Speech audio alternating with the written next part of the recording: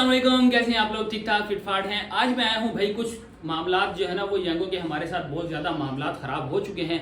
तो मैं पहले, आप लोग को पता है कि बहुत सारे लोग मुझे कहते थे कि हसीब साहब आप जो है ना वो इनकी प्रमोशंस वगैरह बहुत करते हैं, तो इनकी जो है ना आप अच्छाइयाँ बहुत ज़्यादा कर रहे हैं। लेकिन जब से ये गोल सिलेक्शन आया है, क्योंकि मैं इनकी फैक्ट के ऊपर जो है ना अच्छाइयाँ कर रहा था, लेकिन अब इनका जब से गोल सिलेक्शन और इनकी बहुत सारी पॉलिसीज चेंज होने की वजह से जो मामलात हुए ना, इसके अंदर भी मैं अपना कंट्रीब्यूशन सबसे ज़्यादा करूँगा, दूसरे लोगों से ज़्यादा सवालात करूँगा, दूसरे लोगों से ज़्यादा इनकी जो है ना वो मैं क्लास लूंगा। तो आज की वीडियो में मैंने कुछ पॉइंट्स नोट किए हैं जिनमें कुछ फायदेमंद और कुछ जो है ना इनकी जो है वो अपडेट के हवाले से हैं। तो सबसे पहले अगर बात की जाए तो एक जो है वो कैलकुलेशन हम लोग जो अपनी अर्निंग्स की करते थे, वो कैलकुलेशन मैं गलत करता था। कैसे करता था वो मैं आपको आज की इस वीडियो के अंदर बताऊंगा। दूसरी चीज़, इनकी जो न्यू अपडेट्स गोल सिलेक्शन की गई आई हैं और इनके जो पीक फैक्टर होने के बावजूद जो है राइट्स नहीं होती, उसके अलावा वायलेशन के अंदर आपका बोनस मारा जाना, ये 3-4 पॉइंट्स हैं जिसके ऊपर आज हमें डिटेल्ड इनके ऊपर जो है वो वीडियोस बनानी है। आज इनको बताना है कि ये वायलेशन क्यों की जा रही है और इसका जो है ना हमारे राइडर्स के ऊपर क्या इम्पैक्ट पड़ रहा है, हम लोग की अर्निंग के ऊपर क्या इम्पैक्ट पड़ रहा है, आज इसके ऊपर बात करेंगे।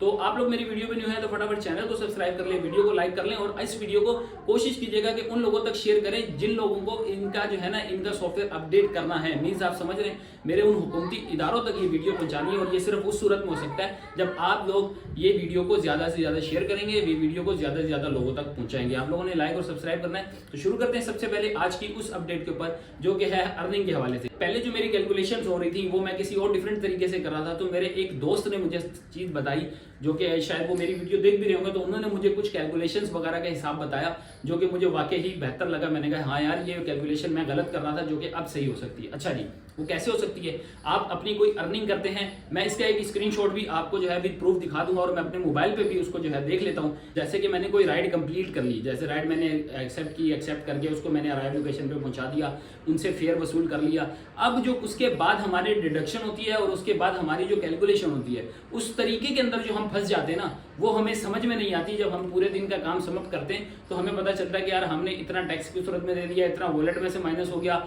और उसके बाद हमें ये बचत आती है।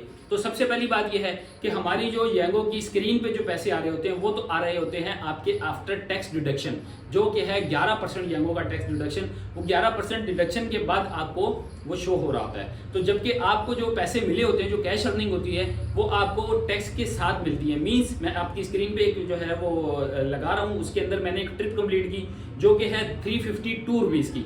352 रुपीज़ उसकी टोटल प्राइस थी और उसके अंदर जब मुझे टैक्स वगैरह कटने के बाद जो मेरी अमाउंट बनी वो बनी 314 रुपये। अब इसके अंदर मुझे जो अमाउंट विद कैश मिली है वो मिली है 350 रुपीज़। मैं इसको ये कैलकुलेट कर लेता हूँ कि मुझे 352 ही पूरी अगर मिली है। अगर मुझे अमाउंट 352 पूरी मिली है और उसमें से टैक्स डिडक्शन हुआ तो इस मीन के वो टैक्स डिडक्शन जो हुआ है वो तो पैसेंजर की वॉलेट में से, पैसेंजर के अकाउंट में से वो माइनस हुआ है। क्योंकि 352 रुपीज़ इसके अंदर जो हमारा टैक्स कटा है वो 21 रुपये कटे हैं जी। पार्टनर फीस में आप पार्टनर फीस भी कह लें, यंगो फीस भी कह लें, 6% वो कटा और 16 रुपये जो है वो हमारे सेल टैक्स की सूरत में कटे।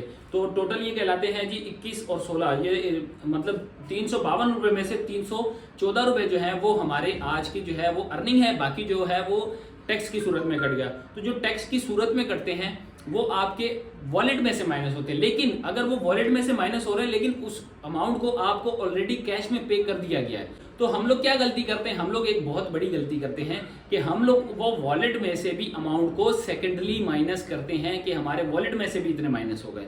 क्या करते हैं हम लोग? जब अपने काम को समअप कर लेते हैं, कंप्लीट कर लेते हैं, तो हम अपनी हर राइड में से वॉलेट को भी अलग से चेक करते हैं कि हमारा वॉलेट बैलेंस 200 रुपये था और 200 रुपये से डिक्रीज होता होता 7-8 राइडों के बाद ये हमारा रह गया है जी 45 रुपीज़। तो वो 150 रुपये की जो अमाउंट है ना, वो हम लोग क्या करते हैं कि वो वॉलेट में से भी अपनी टोटल अर्निंग में से भी माइनस कर देते हैं, जिससे हमारा इंपैक्ट पड़ता है कि हम लोग अपनी अर्निंग को और कम शो कर रहे होते हैं। तो ये है मेरा एक पॉइंट जो कि मैंने आप लोगों को बताना था। अवेयरनेस थी उन लोगों के लिए जो बंदे वीडियोस बना रहे हैं, जो वीडियोस बनाते हैं और अपनी अर्निंग में बताते हैं कि मेरे वॉलेट में से भी 150 रुपये कम हो गए। तो वो चीज़ जो है ना वो बैलेंस करने के लिए मैंने आप लोग को बताया है कि चलें ये चीज़ जो है ये नहीं होनी चाहिए। ये बहुत अच्छा जो है ना, वो किसी ने भी सवाल रेज किया था, किसी ने भी इस चीज़ के बारे में समझाया, उसने बहुत अच्छी चीज़ समझाई जिसको मैंने पहले बहुत ही तहकीक किया और उसके बाद मैंने आप लोगों तक पहुंचाया। तो आप लोग बताइएगा ये इम्पैक्टफुल बात है या नहीं है। इसके अंदर आपको कोई सवाल होगा तो आप लोगों ने ज़रूर कमेंट करके बताना है। अब चलते हैं उन अपडेट्स के ऊपर बात जो कि येंगो ने अभी रिसेंटली जब गोल्ड सिलेक्शन वाला मामला हुआ ना, उसके बाद से जो इन्होंने अपडेट्स की है ना, वो इंतहाई खतरनाक है। बहुत ही शर्मनाक इन लोगों ने अपडेट किए हैं, बहुत ही शर्मनाक इनके रवैये हो चुके हैं और इंतहाई ही मैं कहूँगा कि अनप्रोफेशनलिज्म है इनका। येंगो बिल्कुल भी नहीं चाहती कि कोई राइडर इनके साथ काम करे, क्योंकि जिस तरह की ये अपडेट्स कर रहे हैं। सबसे पहला काम क्या किया इन्होंने, गोल्ड सिलेक्शन वाला मामला ले आए। फिर गोल सिलेक्शन के बाद जब से गोल सिलेक्शन हुई है, राइडर्स की इतनी कंप्लेंट्स हो गई हैं कि यहाँ पे तो राइड्स ही नहीं मिलती। पीक एरिया लगा हुआ है, डार्क पीक लगा हुआ है, लेकिन वहाँ पे राइड नहीं। राइड अगर असल में पीक एरिया जो होता है, पर्पल जोन जो होता है, उसका मतलब ही यही होता है कि यहाँ पे राइडर्स कम है और पैसेंजर्स की डिमांड ज़्यादा है। तो जब राइडर कम होगा, पैसेंजर की डिमांड ज़्यादा होगी, तो राइडर्स को राइड्स आनी चाहिए। तो ये अक्सर ज़्यादा लोग यही कहते हैं, अक्सर बात यही लोग कहते हैं कि यहाँ पर तो राइड्स ही नहीं आती, 2-2 घंटे हमें खड़ा रहना पड़ता है। ये बात हो गई।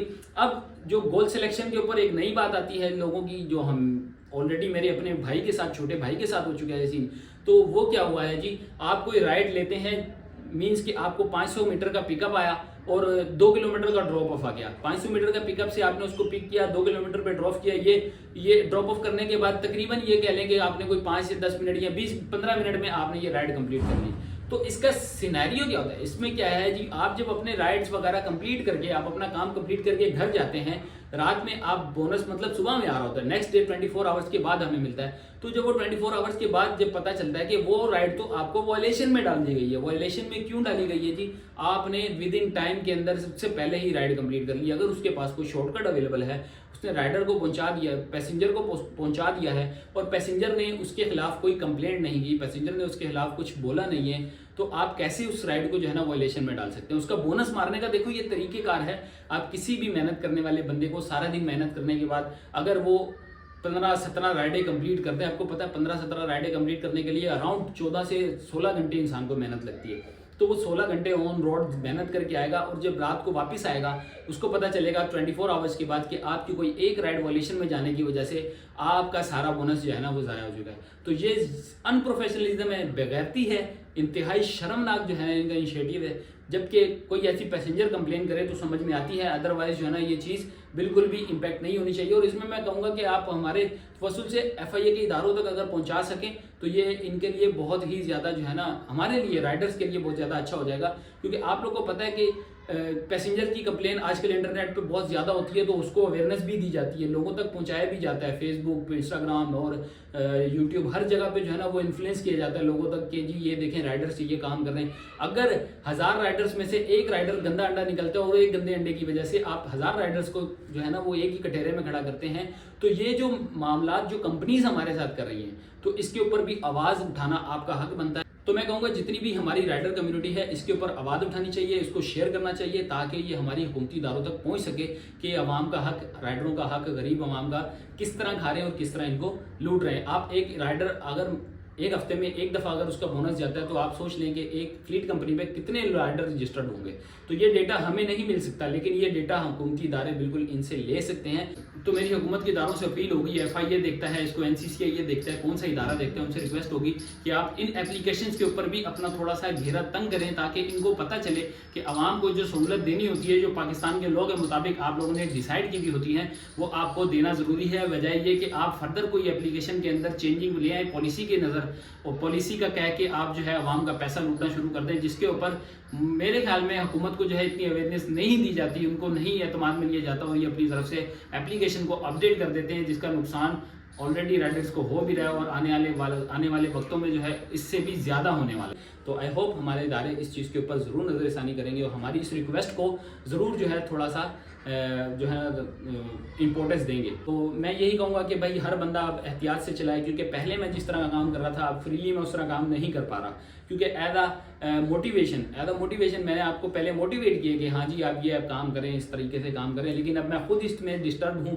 कि यार ये काम करना थोड़ा सा रिस्की हो चुका है। क्योंकि मैं सारा दिन मेहनत करके वापस आऊँगा और मेरा बोनस जाएगा, तो मैं बिल्कुल भी इस एप्लीकेशन को ये नहीं कहूँगा कि वर्थ इट है इसके साथ काम किया जाए। जब तक ये अपनी एप्लीकेशन में इंप्रूवमेंट नहीं लाते, मैं यही कहूँगा कि आप लोग अपने काम को थोड़ा सा रिस्क फ्री करके काम करें, कोशिश करें कम राइड्स करें, ज़्यादा बोनस जो है वो की लालच में ना पड़े, अदरवाइज आपको बड़ा नुकसान हो सकता है। तो आई होप आप लोग को मेरी वीडियो अच्छी लगी होगी। वीडियो को पार्ट अच्छा लगा हो तो लाइक कर देना, सब्सक्राइब कर देना। इंशाल्लाह मिलते हैं आप लोगों से नेक्स्ट वीडियो में, ऐसी इन्फॉर्मेटिव वीडियो में। तब तक के लिए अल्लाह हाफिज़। Love you.